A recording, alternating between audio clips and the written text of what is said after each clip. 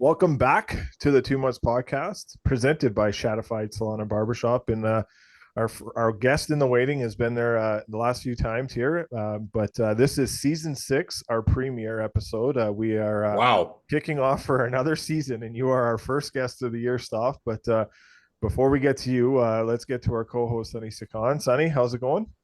Good, good. How are you guys? I'm good. I'm good, and it's good to have you back and starting off a new season. We still got Clay, we still got Rupper, we still got Brody, but Rupper and Brody, their kids are in WHL camps right now, and Clay Vanderham is in Indianapolis, so he is working away. It's busy times, but and our guest in the waiting, and he's back with us this year, and we're very excited to have the color commentator for the Edmonton Oilers, and he is the host of Oilers Now, which is a new time slot from 4 to 6 starting next week on 6:30 Ched. We'd like to welcome Bob Stauffer. Stauf, how's it going? Josh, Sonny, good. How are you guys doing? Good. We're good. We are really good. Obviously, great to see Leon Draisaitl sign his contract extension. The team is shaping into form. Day one of on ice camp is started today, and Sonny's so this is Sonny's first NHL guest. We've done some guests with some other people in the past, so this is his first guest that we've had on the NHL side for Sonny. So excited for him for that. But I do want to get to something real quick before we get into things. And I appreciate what you said yesterday, Stoff, on Oilers Now for Ethan Freeborn. He had three surgeries today. He is doing well. He is fighting as best he can, and he is. It's going to be a long road, but we are all thinking of him. I know your counterparts there at the rink today, Ryan Rashog, Louis DeBrusque, and Jack Michaels did a nice little video for him today. I reached out to Rashog, and he sent one in, and you gave a nice tribute to him on that Oilers Now. So we are thinking of Ethan. There is a GoFundMe that is on now. That is on Twitter. You guys can find that on Twitter, and it's in our link in on Instagram as well too. So if you guys want to donate to the family, you're more than happy to do that. But definitely thinking of Ethan, right, Stoff? These. Oh yeah, absolutely. I mean, when you sent me the information on that, we did a little bit of research. So, our hearts go out to Ethan and his family, and he's got a major battle in his hand, and he's going to need people's help. And that's the one thing about oil country, and it gets reinforced with the Edmonton Oilers Community Foundation. Just how engaged and how much people care about each other around here. So, best of luck to Ethan. Yeah, no, it was good. And Chris Cupford reached out too, and he was in touch with Jamie Cartmill with the Edmonton Oilers on something too for that family. So Okay. see what your organization does. But Sonny, we'll toss over to you. Your first guest is an NHL hockey legend here in Well, that's a myth, but anyways. I'll throw it over to you, Sonny. You can take it away and have some fun with Stoff here. Yeah, absolutely. Looking forward to the conversation here. Thanks for the time, Bob. So the Oilers backtrack a couple months. We're one game short, and then of course there's some changes that happen. So the outs, McLeod, Ceci, Broberg, and Holloway. Is there a player that you think is going to hurt more? And then the counter side to that, with all these names that are coming in and the PTOs, is there a player whose name you're most intrigued by coming into camp and coming into the season with this group? Sonny, it's interesting. A couple things. I think Edmonton lost some speed, right? Like McLeod can skate, he can transport the puck. Fogel, had a good season last year, 20 goals season. He moves with pace, and then Dylan Holloway was coming, and that was clear in the playoffs when he scored the 5 goals. So I'm a little bit concerned about Edmonton's pace, specifically in the bottom six. So I think they're going to miss that a little bit. And the reality is they've upgraded their top six with the additions of Skinner and Arvidsson to play the flanks along Leon Draisaitl. But I am a little bit concerned. Edmonton's got the oldest team in the NHL, and I like speed, and I like guys that have dimension. And I've talked to some people around the organization, and people have different perspectives. But that's one of the things that I'm concerned about is I think they might miss a little bit of that speed that they had up front. They could kind of come at you with different lines when they played. Maybe McLeod on the third line and Holloway on the fourth.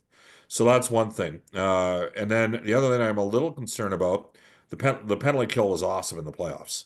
And in the end, Broberg and Ceci were the killers in the final series. Desharnais, during the course of the first, I guess, 2.5 series until before Paul Coffey brought in Broberg for Darnay. But the bottom line is there's no Darnay, there's no Broberg, and there's no Ceci on right side defense and as options. And of course, Broberg's a lefty that played the right side. So I'm a little concerned, speed up front and maybe penalty killing on the right tee, which brings us to the player that I think has the best chance to make an impact that's new, and that's Ty Emerson. I just, I think that we might be looking at a guy that plays 19 minutes a game for Edmonton. Um, he is a right shot. He was paired today with Darnell Nurse. He has history with Chris Knobloch. So to answer your question about who might make the biggest impact, I mean, you could argue Skinner and Arvidsson in the top six, but the roles are different and the areas are different. Like if Emerson kills it here, it changes the narrative of maybe what Edmonton does with that accrued cap space during the season. So for me, Emerson's going to be the player to watch in preseason. Sure. All the underlying numbers with him and what he's done in the AHL are super encouraging. So hopefully playing with someone of Doc's caliber brings that out. In the bottom six, the loss of speed is like, it's evident. I've read a number of reporters talking about the battle for a 4C. Do you see, someone really challenging a Derek Ryan, a guy like Hamlin or Peterson that has that speed, or I think the coach likes Hamlin. Hamlin got about 30 games in last year. Chris Knobloch, he played him a lot. I think James Hamlin's on the right side of the puck. Basically, Lane Peterson was kind of signed to replace what they thought Noah Phillip was going to be because Noah took the year off. I think the long-term answer is Noah Phillip, but it might occur after we get back from the Four Nations Cup. Like he's got to play some games because he didn't play last year. I talked to Noah today. Absolutely, I think Lane Peterson and James Hamlin can compete against Derek Ryan for the 4C position. I think at this stage in Derek's career, he's probably a better right wing than he is a center. I think that if he has to play center against really good teams, like it's an amazing story. He's played over 500 games in the league. He didn't get in the league until he was 29. Like it's pretty rare when that happens. So I think Derek is a guy that can move around from right wing to center. Peterson for me has got to be in the mix, and so does Hamlin. And it would not surprise me if Philp maybe got 4 preseason games and Peterson and Hamlin got 5. I could see both guys getting that much work. And remember, the most they can play is 7, right? Because we've got a split squad game against Calgary. So I do think that's a valid point. Like, but Colson's clearly going to get an opportunity at minimum, 4th line left wing to start. And I think Perry, is going to be the 4th line right wing to start out of the gate. And both those guys can move up if other guys aren't going. There is another wild card in the formation of the lines. Like based on today, McDavid with Nugent Hopkins and Hyman. That was basically their first line most of last year. We talked about, Jeff Skinner and Arvidsson flanking Leon, and then reuniting Henrique with Janmark and Brown. They can always slide Nugent Hopkins in a 3C position. They can always move Henrique to the wing to maybe have a little bit more balance, lines 1, 2, and 3. But they might also have a really dominant top. And here's there is another wild card with the top 6. They just moved Nugent Hopkins to center and play Draisaitl on left wing with McDavid and Hyman go with the super line. Like if you have that line, you had 3 of the top 12 goal scoring players in the NHL over the last 3 years playing together. So lots of options, but I agree with you. The battle for 4C in training camp, I think it's going to be one that lasts all season long. But I think at the end of the day, Noah Philp may provide an internal solution, so maybe Edmonton doesn't have to trade for that at some point during the year. Interesting.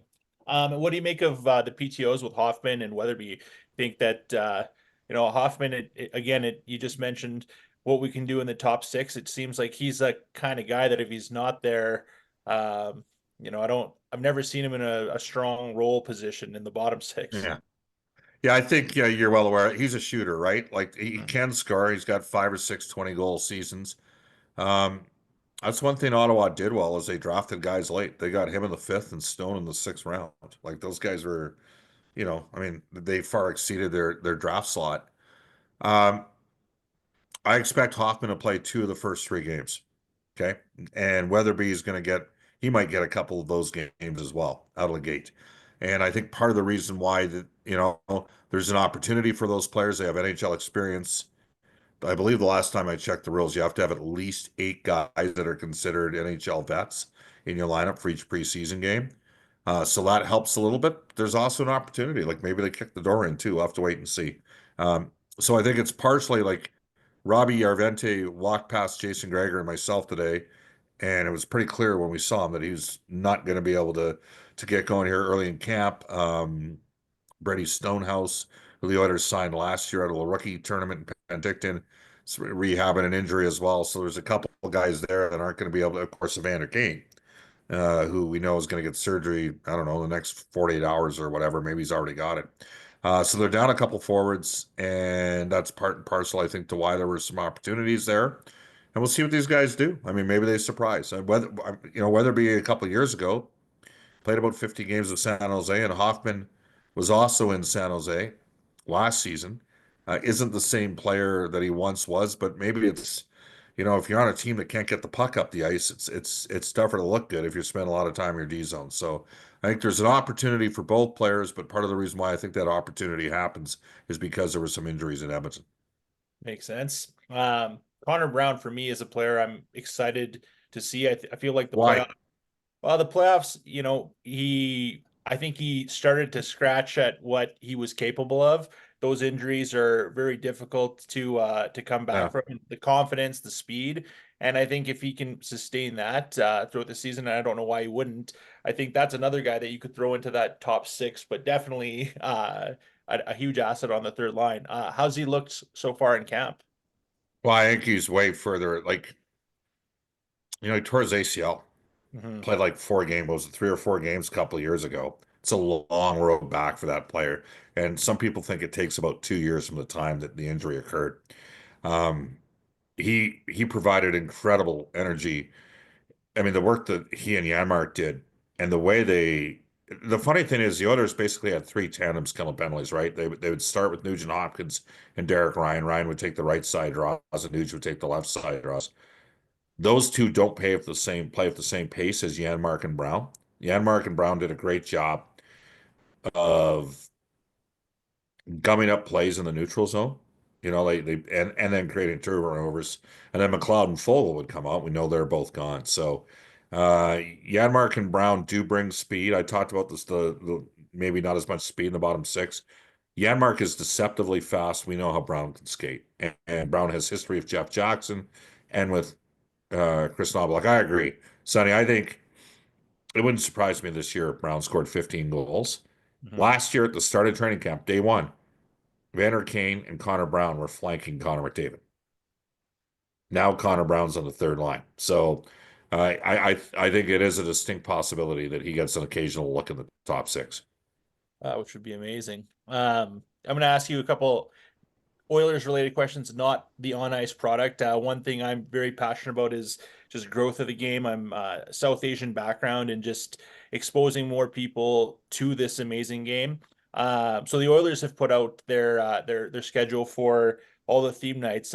One that's exciting this year that's new is Dio de los Muertos, the Spanish heritage game. What are your thoughts on those? Like, do you have a favorite? Do you have any I like them all the same equally. How's that, Sonny? That's a perfect answer. But yeah, like Is there a celebrate the oil and gas sector with an oil country night? I didn't check to see that yet. I think, there's lots of different reasons why communities are successful. I think most people, I do think that you can support socially left causes, but also maintain a strident conservative fiscal background. It's a tricky place. At times, let's just put it this way: the team's called the Oilers. My show's called Oilers Now, and I support oil and gas. But all the other unique events, military, the services, I have great appreciation for those nights. There's a lot of communities that are, embracing the opportunity that exists in Canada and being Canadian in the process. And I always have a great amount of time for that as well. awesome. Josh. Yeah, I just want to touch on some still Oilers stuff. Their stuff. You put out a tweet at the Penticton tournament just about maybe a possibility of a second pairing right shot defenseman. Yeah. Is there any kind of 3 or 4 names that kind of come to mind in your terms of that? Nope. Like where You can figure that stuff out, Josh. I would say to you that in a perfect world, the Oilers might be able to accrue, about $4 million worth of cap space by the deadline. Maybe 4.5.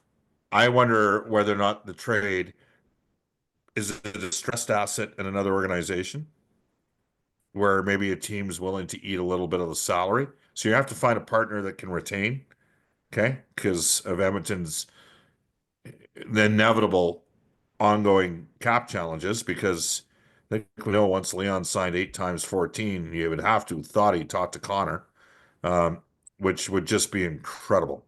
And I think back, as you know, because you interviewed Cal Nichols.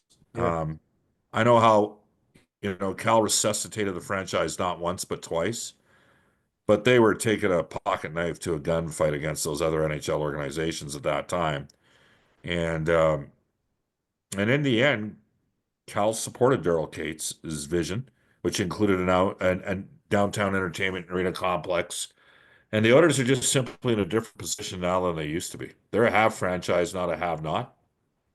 And so they're poised to be able to do things like sign their best players long term. yeah, And it started with Taylor Holland and Ryan Nugent-Hopkins getting 7-year deals. The criticism the organization got when they gave the 7-year deal, $6 million per, to R&H back in 2013, it was on this date, by the way. Ryan was coming off a 4-goal season, and lots of other people around the league basically dismissed Edmonton for signing that deal. But it was important for the Oilers to show their fans that we're going to do our best to keep our best players. Like, that's kind of the message. And since the Nugent Hopkins one, then we went in, the lot came out of the 12-13 lockout or whatever, and the new took effect, or whatever the new CBA took effect, you could do 8-year deals. And so Draisaitl 8-year deal, McDavid 8-year deal, 8-year deal for Darnell Nurse, 8-year deal for Ryan Nugent Hopkins, you know, so we've now had 2 8-year deals for Leon. These are special, heady times for fans in this market, especially those of us that can remember when the team sold Wayne Gretzky to LA and sold Mark Messier to Rangers. And so, to answer your question, money is going to be tied up in some real top end guys. Josh, off the top of your head, do you know who the top 3 playoff scorers are in the last 3 years? it's Leon Draisaitl, Connor McDavid, and I believe, is it not Matthew Tkachuk? No, sorry, no, I got They're all Oilers. The top 3 point getters Yeah. in the last 3 playoff seasons combined. Yeah, probably Bush. Oosh. Boosh, yeah. Yeah. So you got Leon done this year, and he's delivering the playoffs. And 2 of the 3 years he was hurt. Mhm. And then, we've got Bouchard and obviously Connor. And they're, Connor's 1, Leon's 2, and Evan's the 3rd highest scoring player in the league in the playoffs the last 3 years. So Where does Bouchard come in for you? Like, obviously, you saw Moritz Seider sign today for a 7-year deal. Moritz Seider doesn't have the points. Yeah, and he And that doesn't, is, and I get that, but would obviously, look at Rasmus Dahlin in Buffalo, and he's $11 million player, and he's not played a playoff game yet in his career. Mhm. So Well, Buffalo's in a position where they had to sign their best guys too. and I get it, but still, at the end of the day, would that be the comparison if you're the agent of Evan? Here's what I would say. With Connor, he's going to get what Connor wants because he's the best player in the world. That's the cost of doing business. The gods smiled upon you. You won a lottery, and he's on it. He's loyal and he's honest, and he doesn't sweat fools. I tell you that. But you're paying him what he wants to be paid ultimately. With Boost, I mean, and don't forget who is the agent for both Connor and for Evan Bouchard. Yeah, it's Jeff Jackson. Jackson. So, Judd but Goldberger is taken over now, so yeah. So yeah, and Dave Gagne has kind of had Evan. yeah. So back to your initial question. I look, if it's me, I'm looking for a team to eat some salary on a right shot defender it's got a little bit of term left. Mhm. Okay, that's the answer. So you have to go out and figure out who that is. Goalie tandem. Are you confident in what you have here in net? Obviously, I think Skinner will, has been able to show that he can carry the load. I would say there's probably a really good chance that he's probably the starting goaltender in February at the Four Nations Cup that you hinted at earlier. You think so? I think so. I think it's a lock, and I think it's a great thing for him if he is that goaltender to start, because I do think Canada will have a chance of winning that tournament, and the progression. Well, let's establish Canada should have a chance of winning most tournaments. Well, they should, but I would say USA is going to put up a fight because they're going to have the upper edge in net. Sweden still In 10 or 15 years from now, the US is going to be deeper than Canada based upon the amount of kids that are playing. Yeah. However, Canada's doing a better job of developing skilled high-end players. So we might not have the same depth that we used to, but we're still pretty good. And we still should have a puncher's chance in every international tournament we're in. Yeah, and the first round of this draft that just happened was a good indicator. I think there was 18 Canadians drafted in the first round, and Well, that's a pretty good start, isn't it? versus 6 Americans. I also thought the draft is pretty interesting too, because there was 125 kids that were drafted that were 6 feet or between 6'2" and 6'5", and then there was 100 and I think it was 130 that were drafted, or no, sorry, there was 30 drafted that were 6'5" or between 6'5" and 6'8". So the growth of, I wonder if GMs are now going more for the size than. Certainly on defense. I don't think there's any, and you look at what St. Louis did back in 2019. One of the reasons why they won, they had a big rangy defense, right? They moved Pietrangelo off the shutdown pairing, put Bouwmeester and Parayko together. That's 6'5", and Jay was 6'4", and Parayko was 6'5". And then Petrangelo's sitting there at 6'4", and he's in one of the other. They had a couple of Edmondson was there. Carl Gunnarsson was there too. Like they had a big, rangy, long, angular D. So I think skill. Yeah. Right. As long as you got compete with skill, you got to, which is why I think Matt Savoy has a chance for Edmonton. I know, he was not really noticeable in game 1 of the rookie tournament against Vancouver, but they had 3 of their top 5 scorers who'd played 2 years in the American League in that tournament. Like they built a team to dominate that tournament. And then in the game against Calgary, Savoy was he set up 6 of their 9 scoring chances. And against Winnipeg, again, Winnipeg had a better team dressed and he was a little quieter, but the Oilers just couldn't get the puck up the ice to him. You should have seen Savoy today. He made some plays in that first session today. He was pretty good. And I did see him this summer at the Perry Pern camp, and he did really good in the week that he was there. He was. Oh yeah, he's going to be good. He will be good for sure. Talked about Cody Ceci earlier. I know the guys in San Jose are pretty happy to have him there. He's a great guy. Yeah. Can you kind of elaborate a little bit more what you've known about him and seen him over the last several years with the Oilers? Well, I think a fair shake in Ottawa. Didn't get a fair shake in Toronto. I know in with the Penguins he did. It seemed like he kind of re-resignated. And he parlayed that into a 4-year deal for himself and got himself, I guess the way I look at it is his last 5 years, he's been a plus player wherever he's gone. He was basically he's 5 or 6 in Toronto, 5 or 6 in Pittsburgh, and a 4 in Edmonton. Yeah. And he's going to be a 4 in San Jose. I think Cody, and he was, like I said, he was like +6 to +10 each year. Solid player, solid pro, good guy. Yeah. Let's move over to the Leafs real quick here. I know Jeff O'Neill was going off on his show yesterday, kind of sick and tired of the Nathan McKinnons and the Zach Bogosians of all coming out into defense of Mitchell Marner. Where are you at with all these players in the NHL? I would ask you, because I haven't followed it as closely with Marner. I mean, it's clear to me that Brad Treliving is going to build a heavier, more competitive team, and Craig Berube is the taskmaster to drill that in. I would say to Toronto's defense, even though we have a little bit of fun with them once in a while, the reality is they've played in a really tough division with some really good teams, and it's it's been a challenge for them to get through playoffs. They just haven't simply had the playoff success. Like McDavid and Draisaitl are driven at different. I think Austin Matthews is right there with Connor and Leon, I think Marner is a really good playmaking winger. I don't know what you pay him. Do you think it gets done Well, in I the just next month? like when in the playoffs have we ever watched that a player just slows the game down and and just kind of will stick handle and kind of dead up a button hook all the time, and it doesn't happen. Like the game is a transition game. It's a quicker game in the playoffs. You can't really slow it down. And a cycle game. Yeah, and so I just don't see his. I don't see his recipe and whatever. Like I'm a Brad Treliving fan. Huge, like what he did in Calgary. I thought was really good. The 9 years he was there. Um, I'm high on him knowing the game and everything like that. And you know him very well. I've only had one encounter with him in my entire life, but he seems like an absolutely stand up person. But the proof's in the pudding. I'm a Leaf fan. You winning with this kind of roster, just it doesn't work, and it won't work this year again, and they'll be able to see that. Like it'll be another year that they'll be able Well, to first of all, you don't know that it's not going to work well, because anything could happen. Did anybody think when the Oilers were 2-9-1 that they would be playing on June the 24th?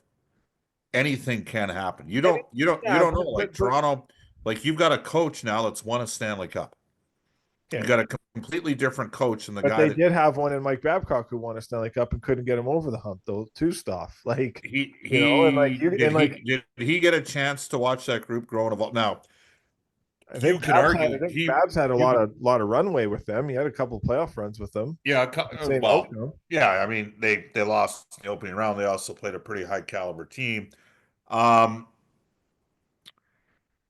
yeah, Berube to me is a little bit different than Babcock at this stage. I think that's fair. Yeah, I would Uh agree with he that. had a longer track, shall we say. Like, he was an assistant for a long time and wasn't, Mm-hmm. Mike, there was a time that Mike Babcock was seen as the best head coach. I mean, he was the highest paid coach. What do you get? 8/50? You got 50/8 there?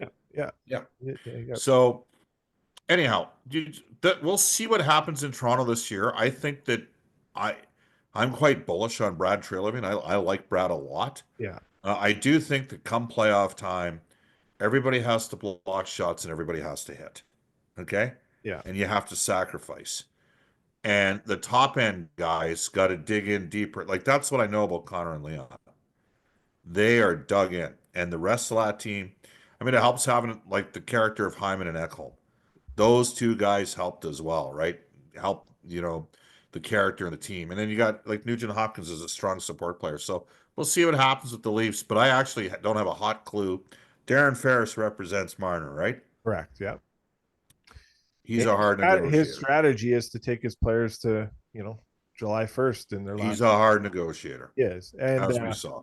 yeah. So obviously, I can't see them taking anything less than $12 million, to be honest. So, and Okay. if that's the deal, then unfortunately you walk away. And but unless you pay it and you just say, okay, we're just going to keep paying these guys. Like they haven't won. They've won one playoff round, and now they're making more money. So like something's got to give. I know Tavares' number is going to be off the books. He said at day one of camp that he wants to retire as a Leaf.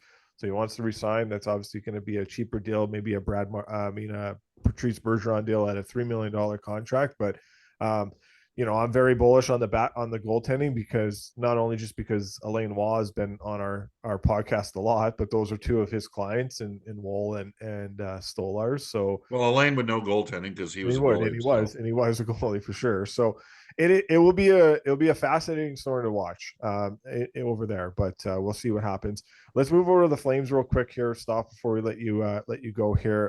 A lot of roster spots up for grabs in Calgary, but how do you see their kind of roster shaping out? I think Mackenzie Weegar said the other day he is not interested in a trade at all. He wants to stay in Calgary, so that's really encouraging to kind of hear, with knowing that there could be a play to be had. I know throughout the summer, even Brandon Escott, congratulations to him and being the host of Inside Sports. He will be joining us on Sunday night, so that episode will be coming out on Monday. But he's talked about Rasmus Anderson. I think you maybe have talked about Rasmus Anderson, or more that's been Brendan Escott. But where do you think happens in Calgary?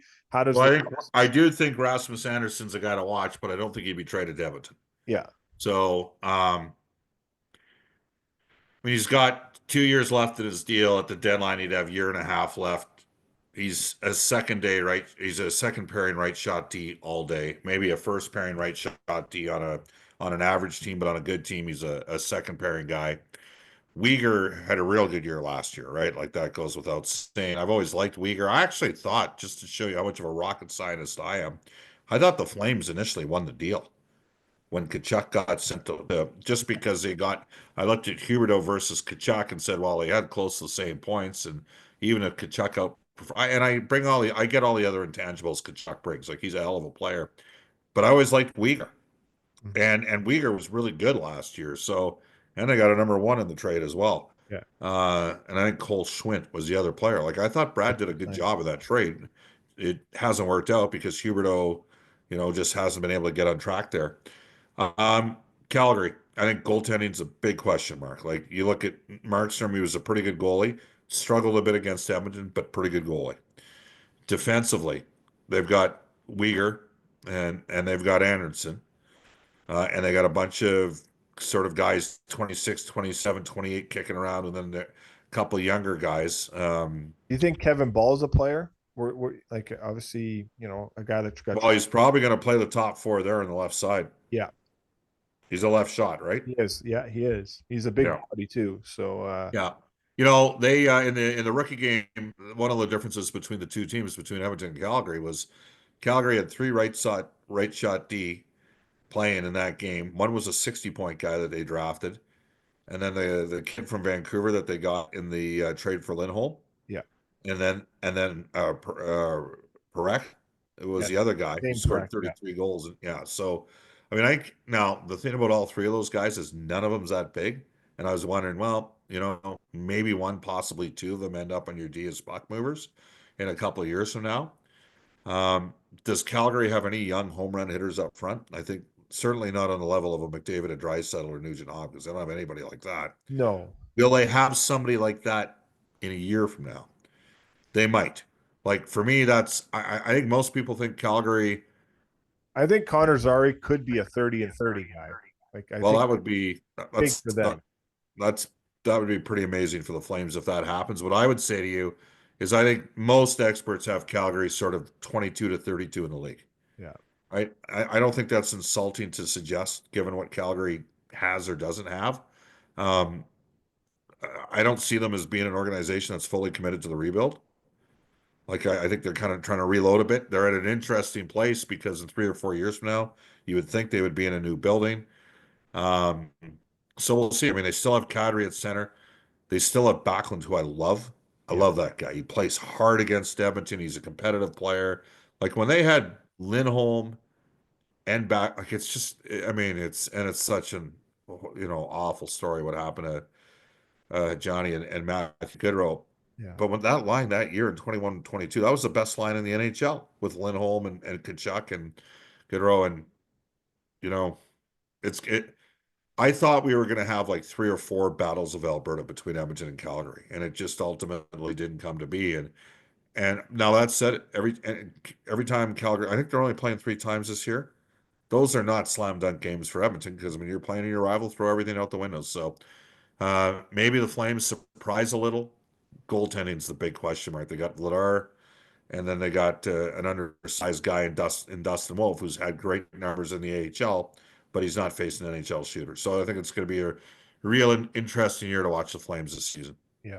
And then obviously, you got Vegas, LA, Vancouver in that division, obviously San Jose too. But is there a wild card in terms do you think LA will be a lot better? Do you think Vegas is the wild card? I think Vegas is a really well-run organization. Yeah. Okay. Because I saw Bruce Cassidy say today that he thinks his team will be the best defensive team in the Pacific Division, and he says his defense, his blue line, will be the best defense in the division too. Well, they play zone defense very well. Yeah, Bruce Cassidy, and what's your thoughts on him as a coach, Stauffer? Because Jonathan, he's won a Stanley Cup. I agree. And he beat the Oilers head to head in 6. So I've got a lot of respect for Bruce Cassidy. Because I thought it was interesting that Marsha Show was on Cam and Strick podcast with Cam Janssen and Andy Strickland, And he did confirm that, yeah, he heard that guys in Boston didn't like Cassidy. And he also said, Marshall said, guys in Vegas didn't like him either, but he wins. Is He that, wins. yeah. I mean, they're a pretty well-run organization. They do a lot of things really well. So, they won the cup. They beat the Oilers fair and square in 6. Edmonton outshot Vegas in games 5 and 6. I mean, you can sit there and do woulda, coulda, shoulda. The Oilers have lost to 3 straight. I mean, they were simply not as good as Colorado in 21-22. Colorado was just the better team, deeper team. And Leon and Darnell were hurt in that series. In 22-23, I thought Edmonton was right there with Vegas.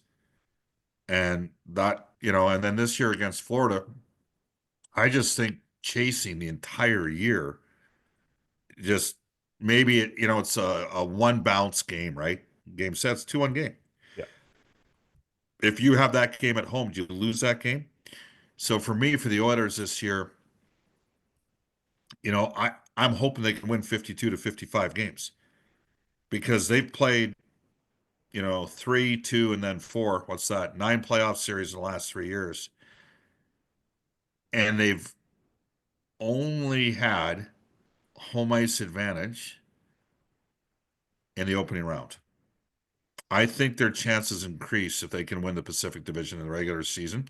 But Vancouver's got a good team and a management team that's going to work to upgrade during the year. Vegas is a well-run team. Is LA better because they don't have Dubois? Is it addition by? I don't know. I don't know what LA is going to do. Darcy Kemper bring you a net there, right? So yeah. And then San Seattle. Jose, and Anaheim. To me, like I think Anaheim's got some pretty good prospects. Like I do. You look at Carlson and McTavish, Gauthier. I'm not a big Zegras guy. Yeah. But they've got some defensemen like Zellweger that are coming that can move the puck a bit. San Jose, they're gonna have a real good tandem, right? With Celebrini, Will Smith. and Will Smith. So, it's gonna be a battle. Yeah. And then there's Seattle. And Seattle probably takes a step forward this year, I would think. Quick thoughts. Obviously, some Twitter reports. Elliot Friedman also put something out or quote tweeted about Ken Holland being spotted in. I have not heard anything about that. I wish Ken and Brad Holland the best of luck. Yeah, so it looks like Ken's been hanging around Utah, I believe it was. What's your thoughts on kind of him being around the NHL again? Coming. It's totally up to him. I'm going to tell you right now. It wouldn't surprise me if multiple teams offered him a role as a senior executive. Yeah. Like at the end of the day, Ken Holland took over a 25th place team. The Oilers had the second best record in the Western Conference the last 5 years, and they played the second most amount of playoff series in the last 3 years in the NHL. Yeah. You could make a strong argument Ken had a lot of success here, and he did. He settled things down. I think in a perfect world, Ken would probably admit he would have wished that Broberg and Holloway, his 2 first-round picks from back-to-back years in 1920, had maybe a more streamlined journey in Edmonton. Like unfortunately for me, it's a little disappointing the Oilers don't have those guys. And all you can do is learn from it. Yeah. And that's why I'm really excited about where Edmonton has spent some money in research and development, because there's no salary cap in R&D. And we had a lot of development guys out in Penticton. And I really like seeing that. Yeah, I agree. Sonny, you want to add anything before we let Stauf go here? No, I'm like I said, I'm grateful for your time and getting some insight and connecting for the first time. Well, Sonny, you don't have to agree with anything I said. Just remember that we're all allowed to have our own opinions on a lot of things, especially Josh. You know a lot about Josh. Oh, for sure. Yeah, exactly. Stauf, always great having you on with us.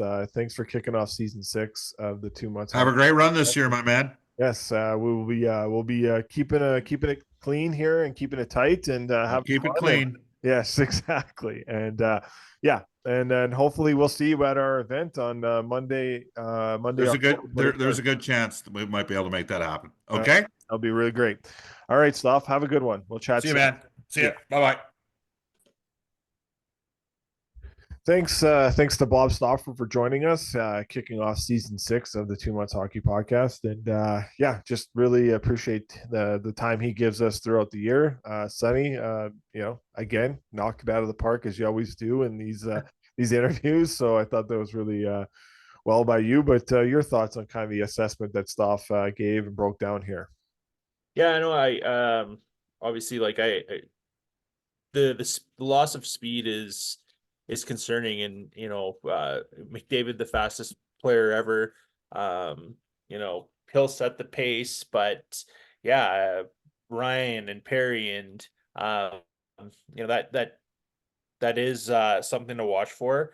But the other stuff you talked about with research and development and just how everything's dialed in, I'm sure they're aware of it, and they're going to be quick to change things if needed. I thought it was interesting. I'm more excited now to see Savoy. After it sounded like he's had like a pretty strong showing in the rookie camp, and it's kind of the perfect scenario for him. Like there's no pressure for him here. No, there's none. Whereas in Buffalo, there might have been some lofty expectations. Here, he can come in. He doesn't have to be, a top 6 producer. So we can kind of hone his craft. But yeah, no, I'm just excited.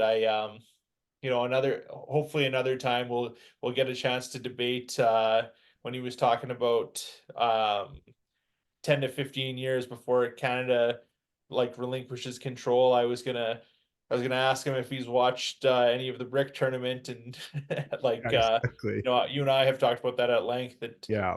the American kids at 10 years old have been dominant for like almost the last decade. So I think that gap is closing faster than we think. Yeah. So but yeah, no, it was just cool. It was cool to get to chat with him.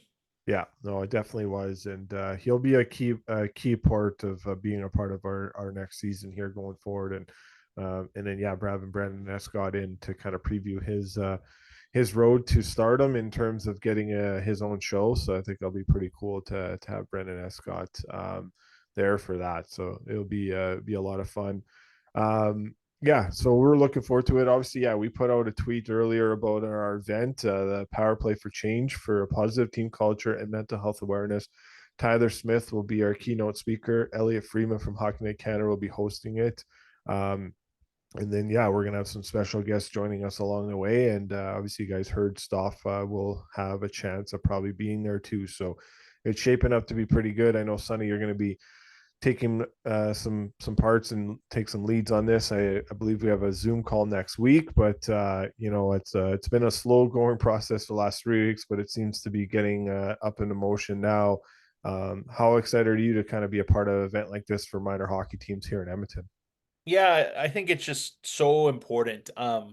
We've talked a lot about the game's evolved, and you're seeing players doing things that you never would have imagined, and record gates and ticket sales. All these things are like climbing, and there's so much to celebrate. But then, unfortunately, there still is kind of like that underbelly that hockey can't seem to shake. So having an event like this where you share some of those stories, you hear some of those stories, and you shine light on what being a good teammate and being a positive teammate and what a difference can make.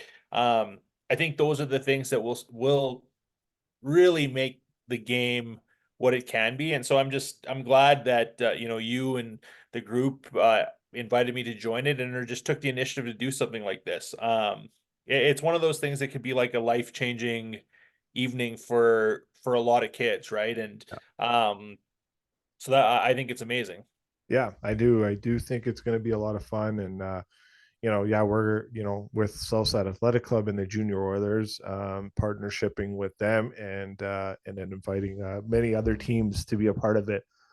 It'll be a lot of fun, and we're looking forward to it. It's going to be a blast, and there'll be some tough probably moments. There'll be some heavy conversations, but important conversations for a very important night, and for a lot of kids at the U13 to the U18 level.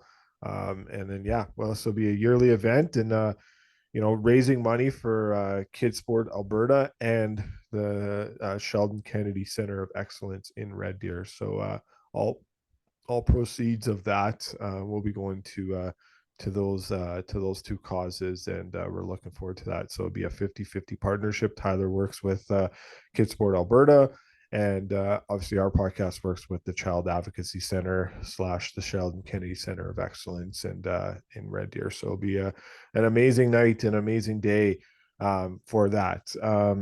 So yeah, and this is a tough transition, and kind of wanted to end the pod this way. I know it's unfortunate to end it this way, but we haven't been on since the news of Matthew and Johnny Gaudreau passing away. And with my kind of partnership and our partnership with our podcast the last several years with the Calgary Flames organization, definitely our hearts are with them, and even some of the people we've had on our podcast who've played for the Columbus Blue Jackets organization too over the years, of Jason Chimera, Mike Commodore, Joe Burley, several people we've had on.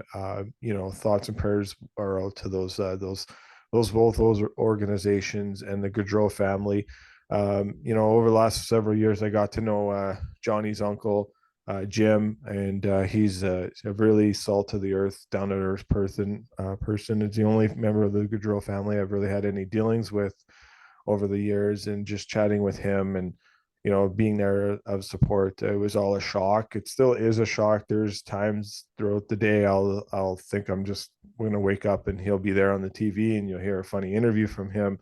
But awful news, and he's definitely going to be missed, and Matthew's definitely going to be missed. And both of them, from everything you've seen and read, they were just great, amazing, loving, caring, supportive people. Just even Johnny being in a restaurant with his wife Meredith and hearing that when they would walk in and he would go to the bathroom or she'd go to the bathroom and she'd come walk back, he'd just be yelling out, "There's a supermodel here, there's a supermodel here." So just a funny, quirky personality. And he got more jacked up for a softball game home run than maybe scoring a goal in the NHL. And then I thought it was a pretty nice story that there's a young kid out in New Jersey, Philadelphia area. The last name was Scuderi, and he was a 15-year-old kid and made a nice pass to Johnny, and Johnny scored. And Johnny didn't think that kid was going to make a pass. They were playing in a 2-on-2 game this offseason, and just giving a lot of people love and respect, and Uber drivers and skip the dishes drivers, but and even his brother, Matthew, just being a very loving, caring, person. And yeah, it's tough, isn't it, Sonny? Yeah, everything about it was unbelievable and like a nightmare scenario. Cheered against them for a lot of years. Obviously, the Flames are, when you're an Oilers fan, they're your arch rival. But watching him and what he could do on the ice was incredible. And obviously, everyone knows I have strong connections to the Brick tournament. We've seen the videos of him as a little 10-year-old Boston Iceman and doing kind of the same things at that point that he was doing in the NHL. And and his brother and all the things that he was on the cusp of accomplishing. And the tragedy is only made worse by it being a drinking and driving incident. And for me, there's never an excuse for it. And those moments are the nightmare scenarios that people should think about before they decide to do something so stupid, right? He's shattered families, robbed people of their parents, and a whole community of people that they loved. And like I said, it's even though he was a rival, like I said, when I first saw the official news, your stomach just sinks, and there's nothing else you can really say about it. No, it's awful, and it's going to be a long road, and and obviously guys like Hayes and Monahan that were really close to him. Thinking of those guys, and yeah, it's tough. It's going to be a tough season this year, and thinking of him, and yeah, it's just it's not the way life should be, but it is gives you these perspectives and these lessons and these of just trying to enjoy every moment, and a lesson of enjoying every moment of life, because you just never know when things could happen, and whenever so just yeah, it's just tough. It's it's hard because watching that funeral, and obviously both their wives are pregnant with future family members and their kids. It's obviously it's hard, but they'll have the full support of the hockey community. But just I thought those eulogies were very beautiful for both Johnny and Matthew. So we'll finish up this episode on that note. I know it's sad, but we just wanted to pay our respects. It's been the first time we've been on since this broke, and yeah, we will be thinking of them and missing them, and yeah, I agree, Sonny, with you. There's so many different ways to get home now if you're in a situation of drinking. And so, for us, hey, we might not know you guys, but send us a DM on any of our accounts. I'll answer those, and I'll come pick anyone up at any time of the day, at any moment. There's always someone going to be there for you, and we're I'll happy do that to anyone, to just make sure everyone gets home safe and sound. So we love you guys. We love our listeners. We love our fans. And thanks for joining us for another season. And we're looking forward to some new interviews and some new guests and some great conversations. And Sonny, it's been a pleasure. And I'm so thankful that you are a part of this journey for this season and seasons to be on. So thank you. See you. Thanks, Josh.